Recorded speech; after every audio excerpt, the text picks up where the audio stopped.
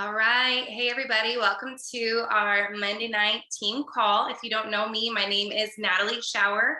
I'm a senior Ruby ambassador, and I'm gonna, I don't, what I have to share tonight, I love sharing on things that I'm learning and going through kind of myself.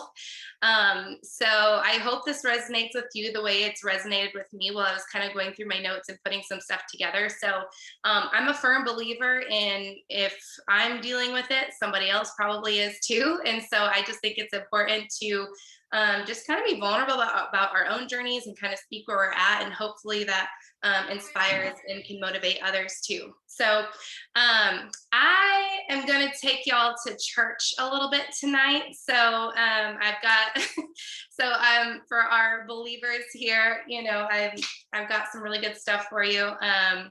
If you haven't jumped very closely into the Bible, I've got some goodies for you tonight. But I think y'all can pretty much relate to what I'm going to be talking through tonight. So I am going to be, I want to talk about First Corinthians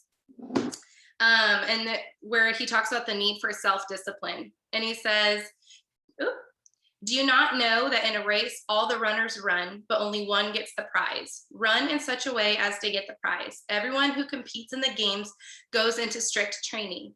They do it to get a crown that will not last, but we do it to get a crown that will last forever. Therefore, I do not run like someone running aimlessly.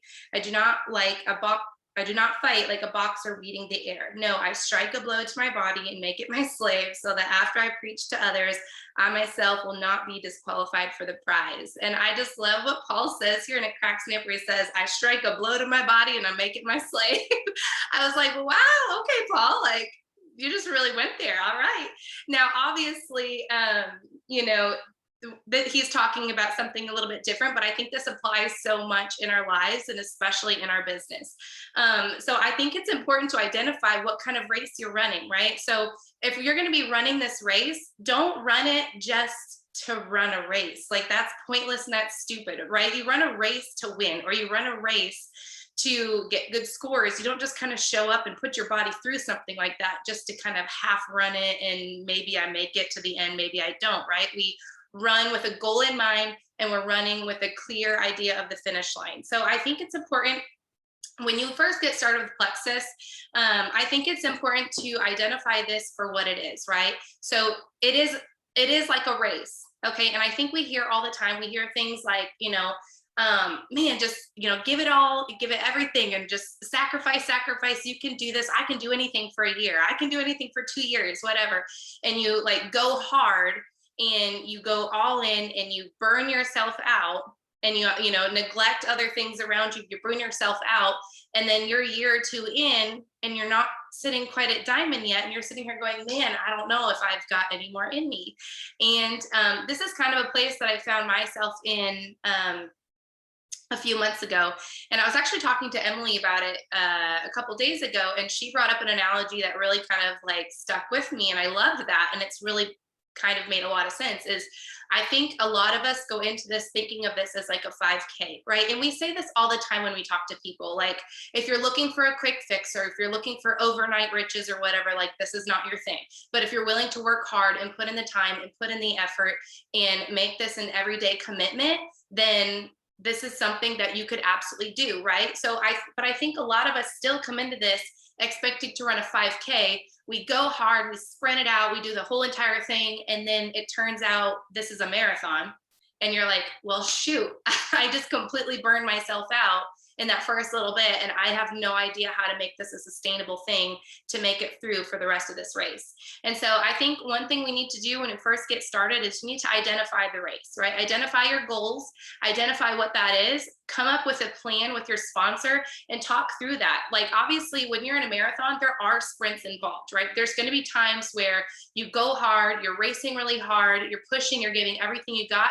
And then there's times where you've got to let your body breathe, you've got to rest, you've got to like push through. You're still going, right? We're still going forward in a marathon. You're not stopping. You're not quitting. You're not sitting down. That's one of the worst things you can do, is to like sit down, because they say in a marathon, you have to keep going, whatever that looks like, but don't stop. And so always be moving forward, because that's what's going to hit you. That's what's going to get you that ultimate goal. If you stop, your body starts to get tired, gets fatigued, and you eventually stop, right? That's a marathon.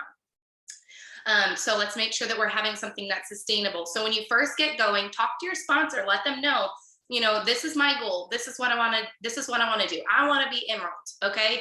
If I want to be Emerald, ideally, how much time do I have to put in to a day for this business? And let's talk realistically. Okay. Let's lay it all out on the table and talk about what this looks like. So when I first sign somebody up and they want to run with it and they want to go with the business, that's what I do. Let's identify your goal first. What's your big goal? What would be life-changing for you?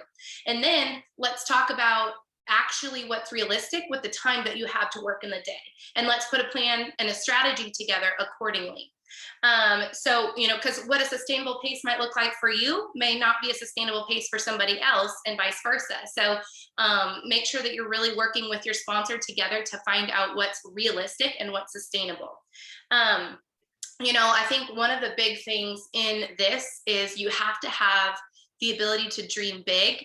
And the sooner that you can get yourself into that mentality, the better you're going to be, right? We always say it's important to have a strong why. I guess this would be what I'd call identifying the goal or the prize, right? So yes, Emerald, say you want to go for Emerald. Well, what does Emerald look like? Okay, Emerald might be your race. What is the prize at the end? Is it that you now get to give to massive ministries that you've always wanted to give to? Is it that you've wanted to open this, sweet little coffee shop downtown and never had the funds to do it? Is it that you want to put your kids in private school? Is it that you want a bigger home and more land? And what does that end goal look like for you? And you need to identify that. One way I like to look at this, and when I'm talking to people when they first get started, I'm finding that a lot of us don't really know how to dream that big anymore. And I think of it, when we first moved into the house here, we have a backyard and it's all fenced in, and we had 2 gates. Well, what we were finding is that our kids kept escaping out the gates and running around into the front yard, running around the neighborhood. And that stressed me out as a mama. I can't handle that, right? Like, I need to make sure my kids are where I know where they are. I can contain them, and I can make sure that they are safe in the backyard. So what we did is we went and we got locks. We put locks on the back gates.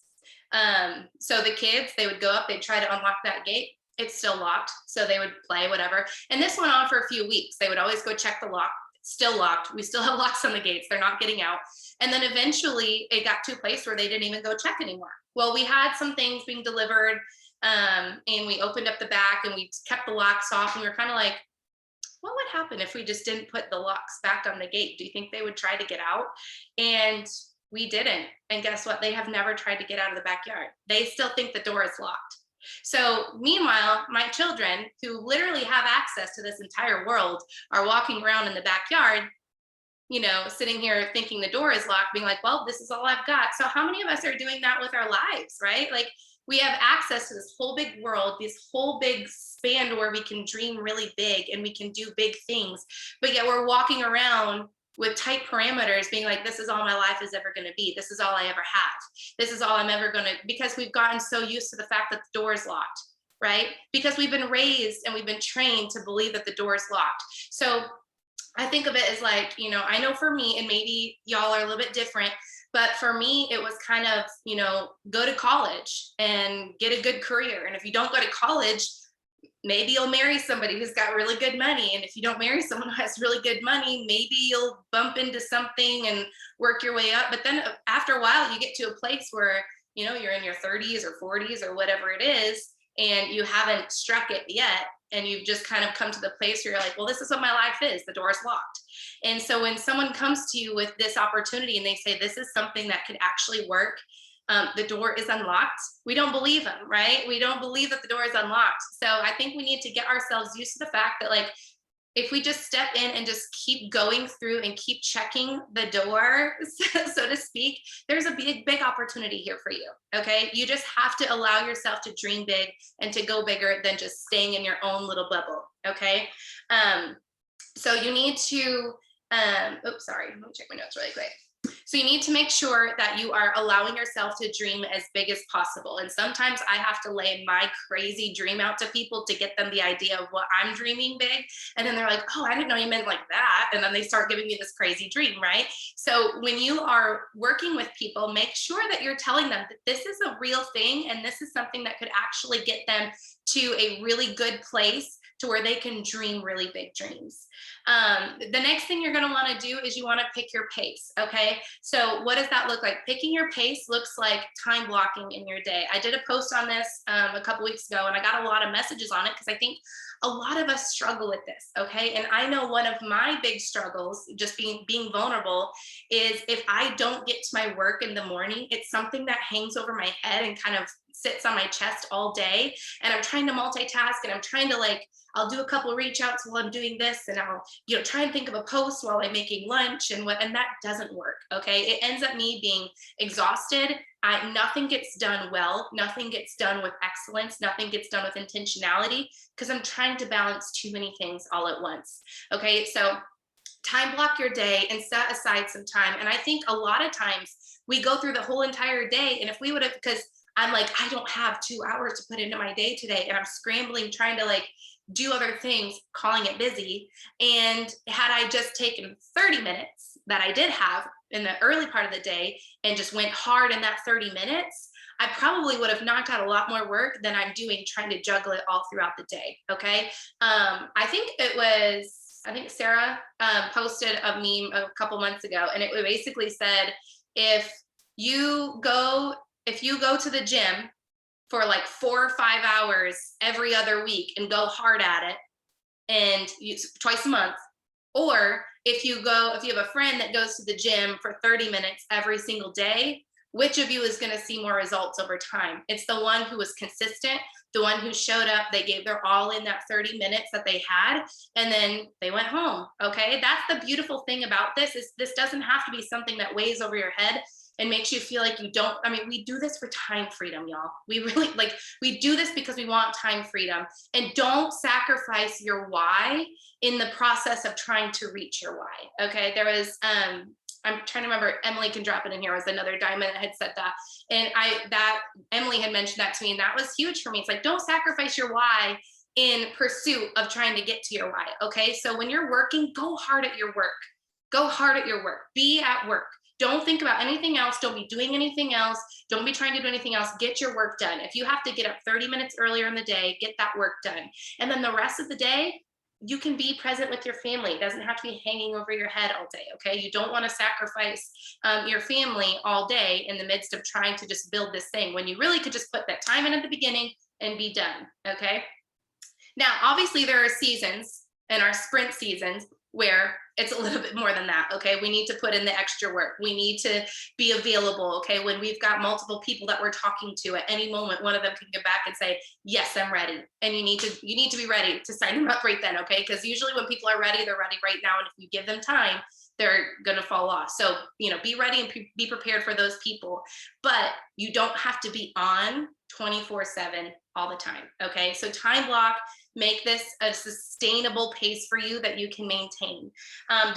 Like I said, develop strategies with your sponsor, kind of see what that workload would look like for you. Okay. The workload is going to be different to get you to silver than it is to get to senior gold, than it is to get to emerald. The workload is going to look different. The IPAs are going to look different. What you're doing is going to look different. The same team that gets you to silver is not going to be the same team that gets you to senior gold. And that's not the same team that's going to get you to emerald. Okay. Ask me how I know.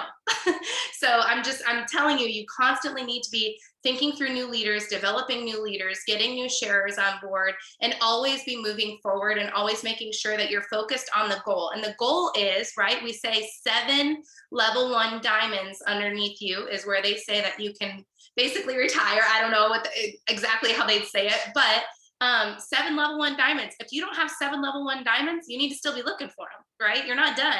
No matter where you are, you're not done. You haven't reached it.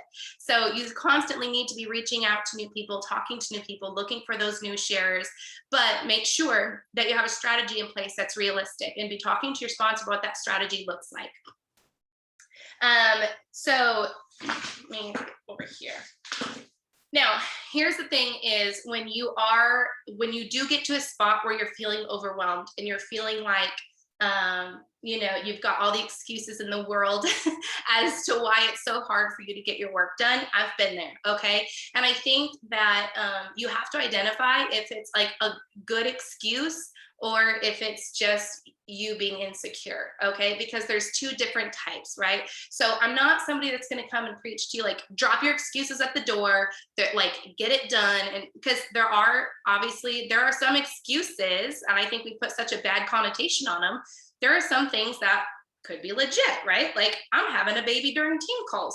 Can't get on team calls. That's clearly a legit excuse. Some people, we have people on our team that power through and jump on team calls right after. Power to them, but you know what? I would give them a pass if they didn't show up on team calls right after popping out a baby, okay? There are some excuses that are good excuses, right? Those are legit reasons. Those are legit excuses, okay? If you are chaperoning your kid's field trip and they tell you have to put your phone away all day and you can't take your phone out, and people are trying to get a hold of you and you weren't available, good excuse.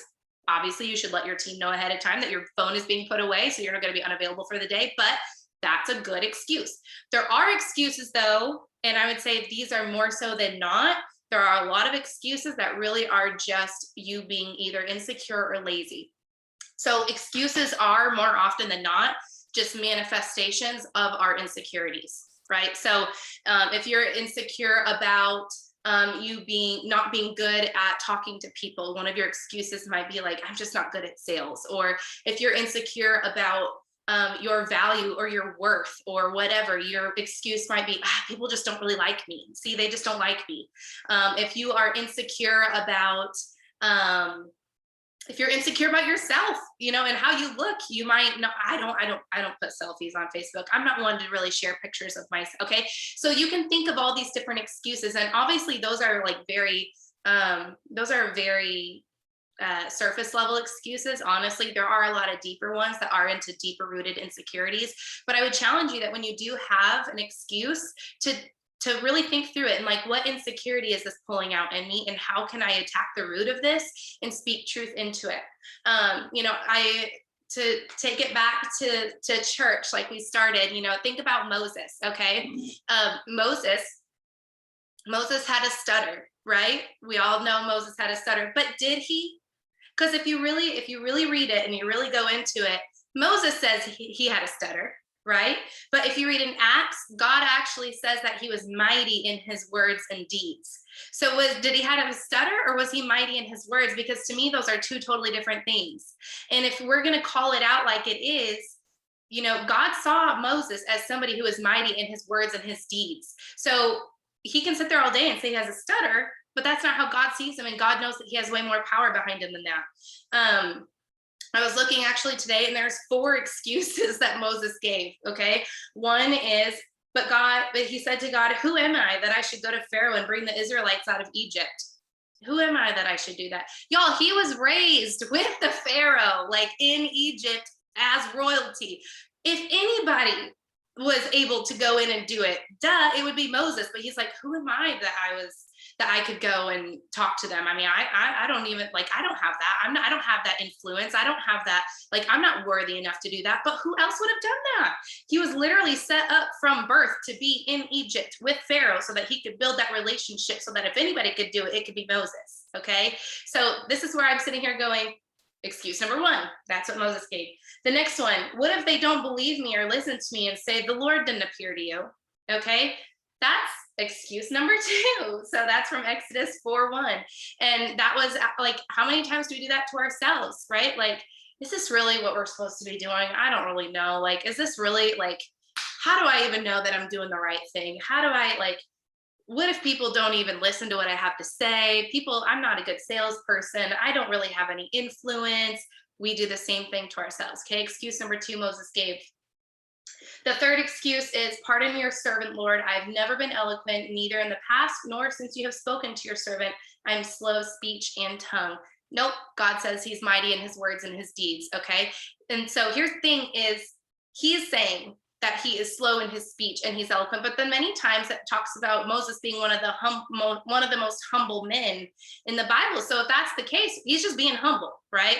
So humble or not, it's still an excuse. Like, okay, you have a stutter, but I mean, God says you can do this. Okay. So you had no problems with that stutter when you were calling out the guy for beating the slave, right? You didn't have a stutter. And like, there's a lot of times where Moses was strong and mighty in his words and deeds before this ever came about. So there's excuse number 3. And then finally, he basically said, pardon your servant, Lord, please send someone else.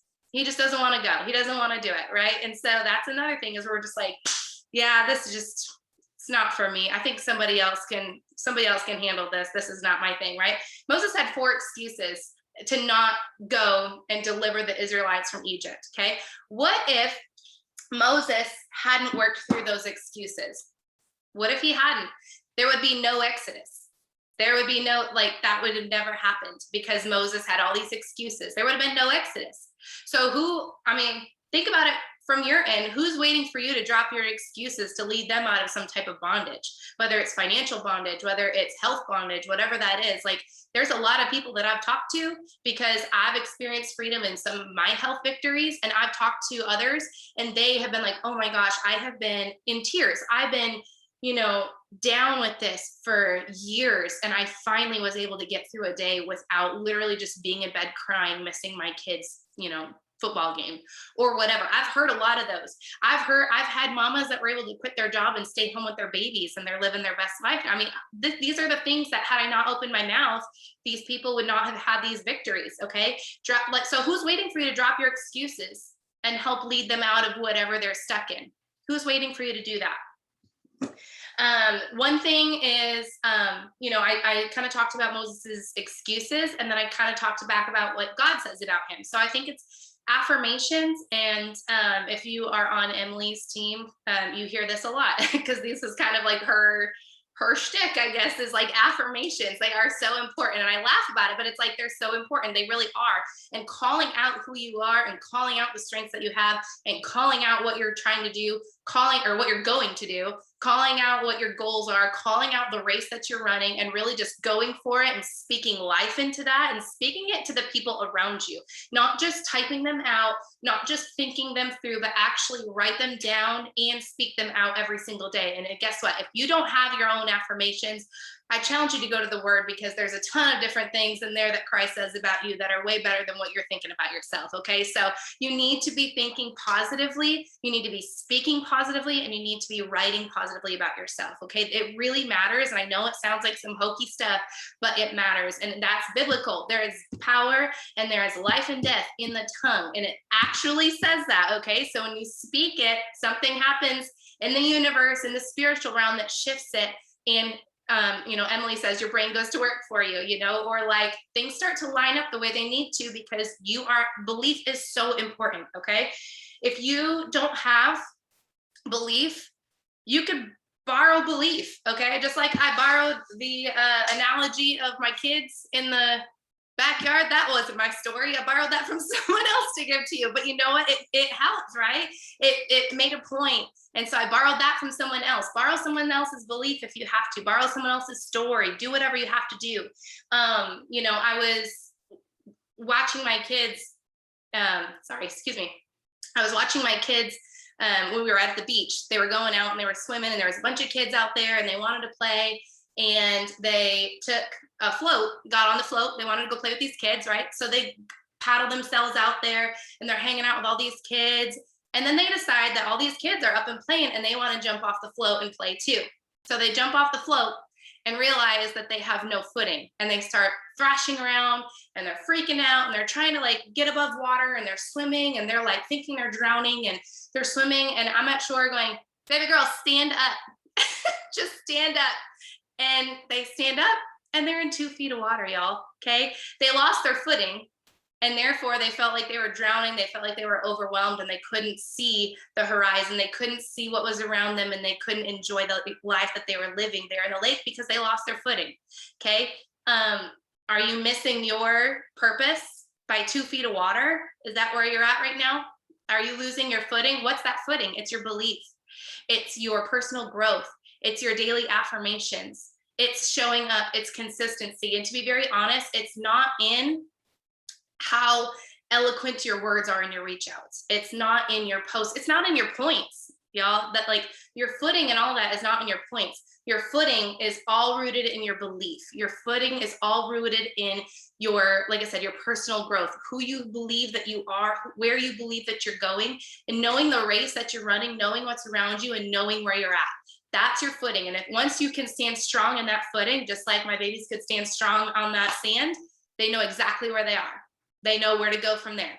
I borrowed that story too. That wasn't even my story, but I borrowed that from someone else. See, you can borrow whatever you want to make a point. That's what I'm saying. So if you don't have your own story, you don't have your own, you can always share other people's. We are one plexus. We love to work together. And listen, your sponsor's here to help you. Okay. If you are feeling any of this, I'm kind of laughing because I'm like feeling a little bit like, if you are experiencing, these thoughts, please talk to your sponsor. But I'm kind of like, please talk to your sponsor if you are experiencing going through any excuses in your head. And like I said, they could be legitimate excuses.